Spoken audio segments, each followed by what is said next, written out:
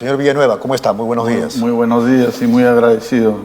Si le parece, disculpe la molestia, antes de entrar al tema por el cual lo hemos convocado, que en realidad son 2 o 3 temas, queríamos aprovechar el momento en que usted está presente para tocar algunos asuntos de coyuntura política. ¿Es posible? Sí, claro. Bueno, ¿qué impresión le está dando este asunto, en principio del gobierno?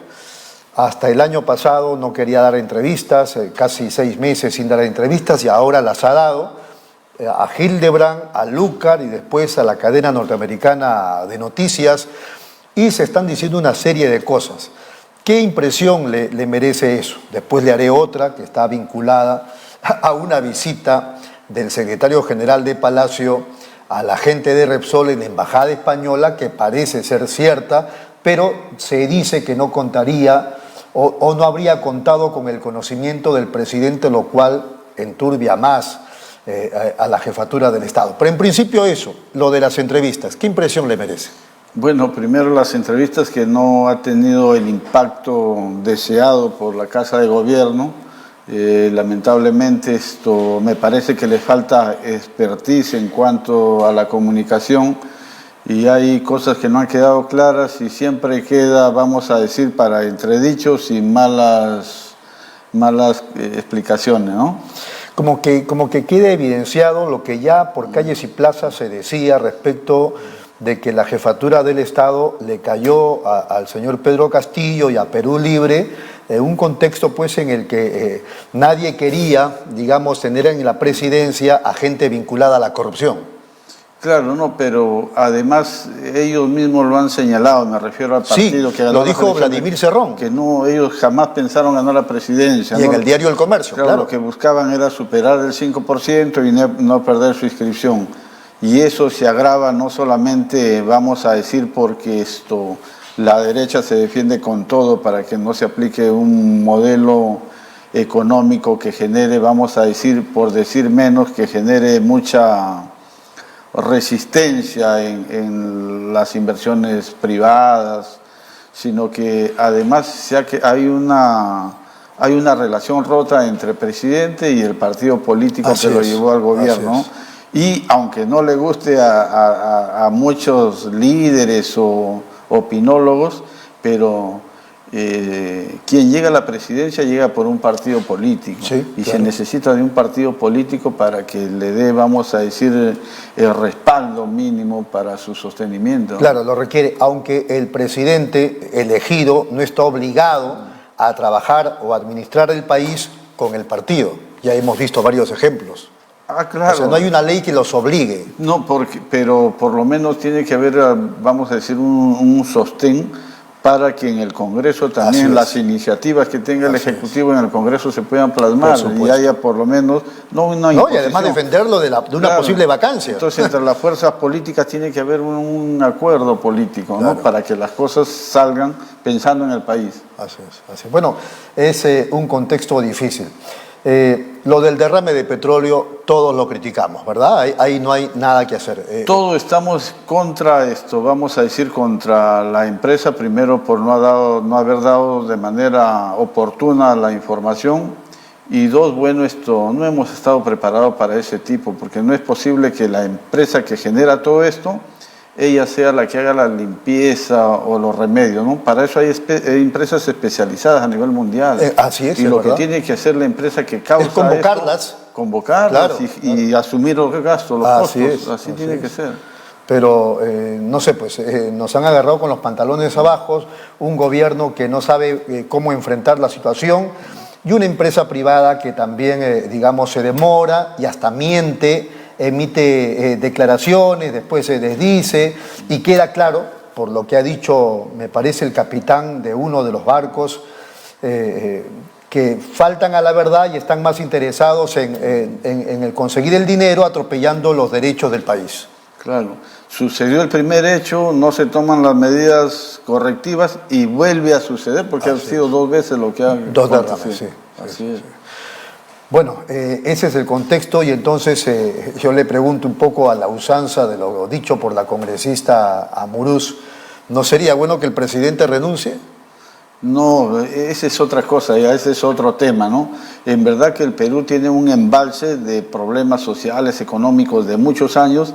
Es cierto que no debe, el presidente, como él mismo lo ha señalado, no está preparado para esto, pero sin embargo, quien gobierna no es una persona, para eso están los asesores, está bueno, y todos tenemos que poner el hombro. Pero él está demostrando también que tiene, para decirlo de algún modo, poca capacidad para convocar a gente que pueda servir para salir adelante. Bueno, sí hay evidencias, él tiene que hacer más apertura, y como digo, esto ya no pensar en las posiciones partidarias, en las posiciones personalistas, sino que él tiene que convocar a todas las fuerzas y asimismo a los mejores profesionales, que en el Perú sí hay buenos profesionales. Ahora, con las personas con las que yo personalmente he tratado y que han estado de algún modo en reuniones con el presidente Castillo cuando ya era electo o cuando han ido a Palacio, etcétera, etcétera, tienen la misma impresión que Fernando Rincón, que es de la CNN, el que lo entrevistó.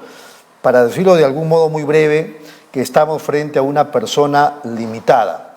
¿No tiene usted esa misma impresión? Ahora, yo digo, si se trata de una persona limitada y que seguramente lo es, de repente con buena intención, como dice Hildebrand, pero limitado, etcétera, ¿no es acaso Castillo el reflejo de lo que hemos hecho los peruanos en los últimos 200 años? Bueno, yo creo que no tanto Castillo, sino que creo que estamos pagando nosotros las consecuencias de los partidos políticos y de los que nos gobernaron en los últimos 20 años, vamos a decir. ¿Por qué? Porque nosotros en la década del 90 ya vimos las consecuencias de la aplicación de algunas medidas ultraliberales, vamos a decir, que necesitaban corrección. Necesitamos que los organismos fiscalizadores también cambien y que el crecimiento económico que hubo se transforme en desarrollo social. No se tomaron esas medidas. Yo recuerdo que cuando cayó el fujimorismo, ganó Toledo y el 2006 parecía que ganaba Ollanta, todo el mundo se asustó, ofrecieron cambios, ganó Ollanta y siguió en lo mismo. Vino el 2011, también se ofrecieron cambios y nunca se hizo. Entonces, son las consecuencias, ¿no? Porque el pueblo está harto, en verdad se necesita hacer algunos cambios en el Perú. No profundos, no traumáticos, pero sí tiene que haber mayor atención, vamos a decir, al pueblo, ¿no? A la sociedad. Ahora, tampoco nos garantiza, digamos, un cambio serio este gobierno, ¿no? Por supuesto que no, eso ya está visto, ¿no? Así es. Bueno, vamos a ir a lo nuestro. La inseguridad ciudadana es evidente en todo el país. Esto no empieza con Castillo, esto viene de atrás, salvo que usted me corrija, pero se ha decidido de parte del Ejecutivo, no sé si ya salió publicado en El Peruano, digamos, la declaratoria de emergencia a nivel de Lima y Callao y no sé si otras regiones por un espacio de 45 días que va a permitir que la Fuerza Armada salga a apoyar a la Policía Nacional. ¿Qué le parece eso, considerando, por ejemplo, que los últimos casos, y que vienen además lamentablemente de atrás, son justamente de cómo es que trabajadores en construcción civil o dirigentes son asaltados, golpeados y hasta asesinados? A mí me parece que es una medida aislada y no es la solución, porque el ejército, es cierto, puede salir a las calles para persuadir, ¿no? Pero eso será a la delincuencia de poca monta, a lo mejor a los que asaltan, se llevan una billetera, pero la delincuencia en el Perú se trata de una delincuencia de crimen organizado. Y el crimen organizado, para enfrentarlo, se tiene que tomar una serie de medidas, ¿no? Porque esto no solamente son los que causan las muertes violentas por encargo de los sicarios, sino que los sicarios son la gente que contrata el crimen organizado para matar al enemigo o para matar a quien está disputando un espacio, ¿no? Aquí lamentablemente se trata de crimen organizado. Hay bandas que se están disputando el control de los espacios y ahí sí se necesita no al ejército en las calles, se necesita una política articulada donde entre no solamente la policía con inteligencia, sino que no haya impunidad. El Ministerio Público y el Poder Judicial tienen que aplicar las penas. O sea, se necesita acceso y no fuerza necesariamente. Así es. Bueno, entonces, digamos, por lo menos en ese punto estamos mal. Pues van a persuadir, es cierto, como digo, pero el crimen organizado para enfrentarlo se necesita otra Ese cosa. último caso que llamó la atención, y su respuesta se la voy a pedir después de la pausa, ese último acto delincuencial contra un dirigente de construcción civil de una región o de un distrito, no es de la Federación, aparentemente sería de la Confederación de Trabajadores del Perú, la CTP. Me lo explica luego de la pausa, por favor. Regresamos en unos momentos. Muy bien, seguimos aquí en UCI, un canal inteligente. Esto es Pulso Informativo. Estamos conversando con Luis Villanueva, secretario general de la Federación de Trabajadores en Construcción Civil del Perú, y le habíamos planteado la pregunta. El último caso reciente, hace 3, 4 días, que salió en las primeras planas de los periódicos, han matado a un dirigente de construcción civil, lo han asesinado. Cuéntenos, ¿qué pasó? Mire, lo que está pasando en los últimos días son varios asesinatos que están sucediendo en la zona norte de Lima.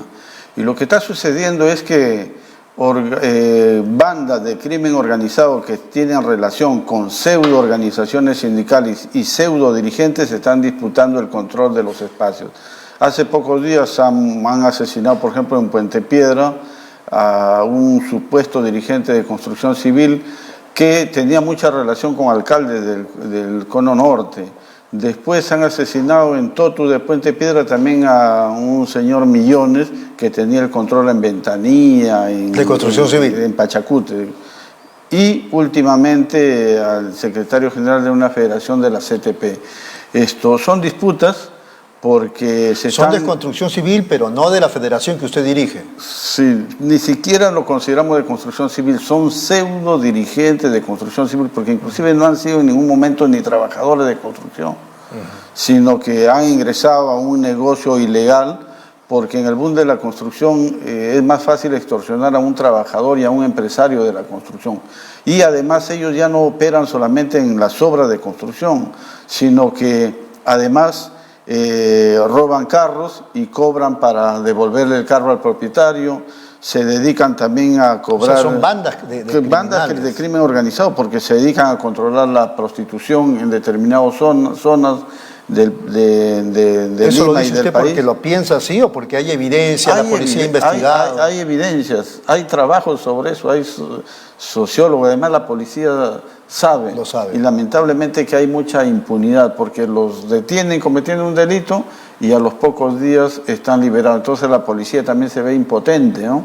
Y yo creo que aquí lo que se tiene que hacer, como lo hemos dicho, son políticas de Estado. Tiene que estar el Ministerio de Trabajo, el Ministerio del Interior, la policía con inteligencia, pero el Ministerio Público para hacer un buen trabajo y una buena acusación, acopiar las pruebas con inteligencia también, y los jueces pues para aplicar la pena. Ahora, hay un problema, siempre dice la policía, ¿no? Que ahora quien es el titular de la investigación es el Ministerio Público, y a veces los fiscales no están muy especializados en estas cosas, ¿no? De tal manera que la policía, que antes era la Policía de Investigaciones, está un poco de lado. Relegada, claro. Relegada.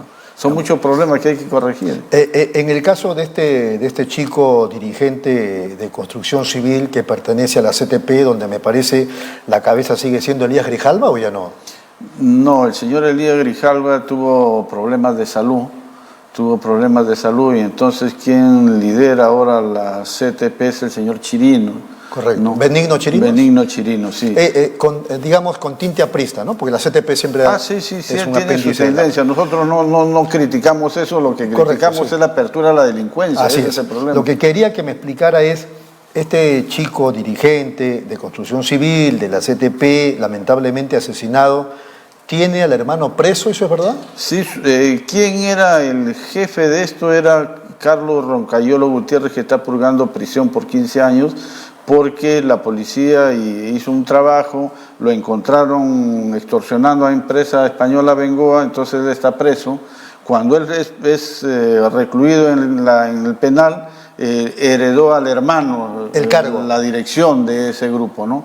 Entonces, de ese grupo de construcción civil. Así es. Que ha servido, pues, nosotros siempre lo hemos denunciado. No son dirigentes de construcción porque el dirigente se dedica primero a moverse pero dentro. Lo usan. lo usan la fachada, ¿no? Y están en otras cosas. Ahora, ¿cuál es el modus? Explíquele de nuevo a los televidentes, ¿cuál es el modus operandi de estos que usan la construcción civil para enriquecerse malamente? Primero tratan de, vamos a decir, de cooptar una obra. Cuando captan una obra no es por vamos a decir, presionando a la empresa, al ingeniero. ¿Qué hacen ellos? Los puestos de trabajo los venden a los verdaderos trabajadores de la construcción. Le piden el valor de una semana de sus salarios y además tienen que aportar semanalmente cantidades significativas de dinero. Además de que hacen sus actividades como polladas, parrilladas, apoyo de algo, están obligados también a comprar las tarjetas. Ese es uno. Dos, dan seguridad, cobran por seguridad de la empresa, el chalequeo. Las empresas ceden esto. En otras palabras, son cupos. Son cupos. Ahora, pero han llegado al extremo todavía más grande, ya cuando son más organizados, cobran 1 o 2% del valor del presupuesto de la obra. Eso está denunciado, no lo digo yo, lo han dicho los empresarios. E inclusive eso encarece el valor de la propia obra. Hay grandes cantidades de dinero. ¿Estos problemas vienen de hace 2, 3 años? No, este problema se ha generado desde que empezó el boom de la construcción. Estamos hablando de 2004, 2005, que tomó ribetes más grandes cuando ingresa ahí el sicariato. Estamos hablando de 2007, 2008, y el crimen organizado se ha posicionado porque ya no es estas bandas de crimen organizado ya no solamente están en las obras de construcción, están en el tráfico de terreno, están en los espacios públicos porque le cobran a los mototaxistas, a los colectiveros, se han integrado, a los vendedores públicos, les cobran, o sea, ya son bandas, verdaderos crimen organizado. Han crecido más todavía. Y lo que hay que alertar a las autoridades es que lamentablemente la banda del tren de Aragua, de Venezuela, la J-19, son los que ahora están pretendiendo controlar la delincuencia aquí en Lima y en el Perú, así que hay que tomar medidas severas si es que no queremos que esto se agrave peor. Claro, ahí están inmersos peruanos, venezolanos, colombianos también, ¿no? Los colombianos que en un tiempo se dedicaban a hacer los préstamos, sí, claro. Bueno, ahora también ya están en otro rubro, ¿no? Es lamentable. Muy bien, yendo ya al tema estrictamente laboral de la gente en construcción civil, hay chicos. Claro, empiezan chicos, después se van haciendo una carrera en el tema de la construcción, pero que van ganando la experiencia, digamos, en la práctica, no tienen algún estudio. ¿Qué pasa con los certificados laborales, por ejemplo, en esa materia? Ya, mire, el trabajador de la construcción se hace empíricamente y no pueden acreditar. ¿Pero eso es normal o debiera o hay una...? Eso siempre ha sido normal, pero en los últimos tiempos todos sabemos que la productividad es un factor que tenemos negativo en el país y tenemos que preocuparnos porque la productividad se eleve. Y la única manera es certificando y capacitando a los trabajadores. Ahí nos hemos puesto de acuerdo, siempre le digo, en esto hay coincidencia en el sector de la construcción, trabajadores, dirigentes, empresarios y el propio Ministerio de Trabajo, y desde hace 2 años estamos dando la certificación de competencias laborales a través del CENCICO y a través de CONAFOBICER, y eso se está haciendo en obras a nivel nacional. Y bueno, lo que estamos haciendo es difundiendo, porque se está haciendo en Loreto, en Cajamarca, en Huánuco, en muchos sitios. Lo que necesitamos es, vamos a decir, darle de una manera más masiva, porque son miles de trabajadores y hay mucho que hacer ahí, ¿no? Entonces, estamos en ese trabajo, ¿no? Este asunto de las becas en CENCICO, digamos, ¿es importante, es interesante? ¿Qué es CENCICO, en pocas palabras, para los televidentes? El CENCICO es el Servicio Nacional de Capacitación para los Trabajadores de la Industria. Es del Estado. Del Estado, pero que se sostiene con fondos aportan los empresarios de la construcción. Y su fin y objetivo es capacitar a los trabajadores de la construcción. Son trabajadores operativos, operarios, oficiales y peones. Para ellos se está haciendo la certificación de competencias laborales y vamos a decir la capacitación. Pero esto de las becas de CENCICO ya son para trabajadores de mando medio, técnicos, que estudian 3 años.